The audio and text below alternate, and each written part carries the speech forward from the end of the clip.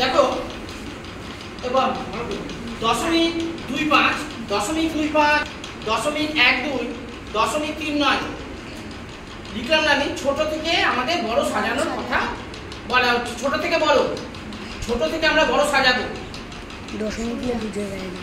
এই লাগবে, এই এদিকে ভালো করে দেখো। আমাদের প্রথম কাজ কি? প্রথম কাজ হচ্ছে এই সংখ্যাটাকে লিখে নেওয়া। আমি দশমিকের জন্য কি বলেছিলাম? দশমিকের জন্য একটা 1 আর দশমিকের পরে দুটো ঘর থাকলে দুটো শূন্য। যত ঘর থাকবে এখানে দশমিকের পরে মাত্র দুটো ঘর আছে বা দুটো সংখ্যা আছে বলে আমরা দুটো শূন্য বসাবো।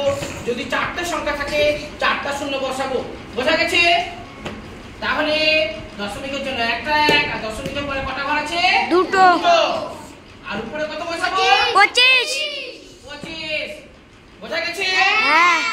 দেখো অর্থাৎ এখানে 100 ভাগের 25 ভাগ, 100 ভাগের 25 ভাগ। এবার 0.12 এখানে নিচে কত বসাবো? 100। একবার ঠিক বলেছো। কেন 100 বসাবো? দশমিকের জন্য একটা 1, দুটো ঘর আছে, দুটো শূন্য। হ্যাঁ, দশমিকের জন্য একটা 1 আর দশমিকের পরে দুটো ঘর আছে বলে বা দুটো সংখ্যা আছে বলে আমরা দুটো শূন্য অর্থাৎ 100 বসাবো।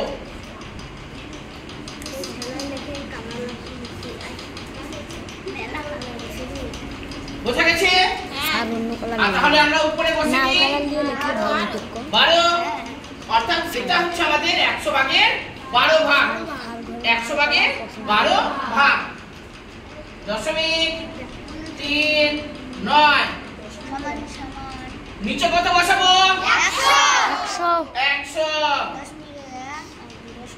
100 আর উপরে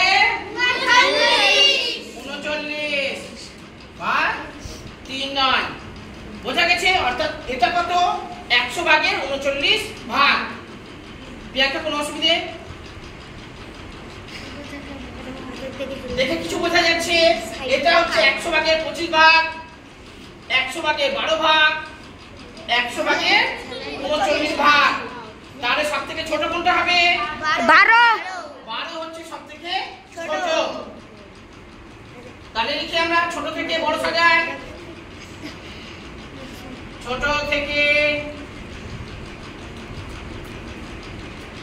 বড় হবে।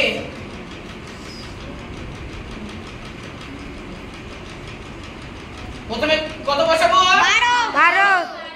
দশমিক 12। 12 নয় বাবা, দশমিক 12। 1 2 বোঝা গেল? দশমিক 1 2 1 2 তারপরে দশমিক 25। 2 5 তারপরে 7 দশমিক 7 দশমিক। হ্যাঁ 9। কে বোঝা গেছে? 100 ভাগের 39 ভাগ, 100 ভাগের 12 ভাগ, 100 ভাগের 25 ভাগ। সবথেকে ছোট হচ্ছে আমাদের যেটা হবে এটা বসাবো না। আমরা কি বসাবো? আমাদের মূল যে অঙ্ক হচ্ছে 0.12 বা 0.12।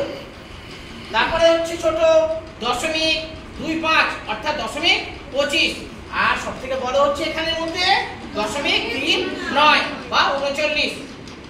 যদি কারো অসুবিধা থাকে বলো।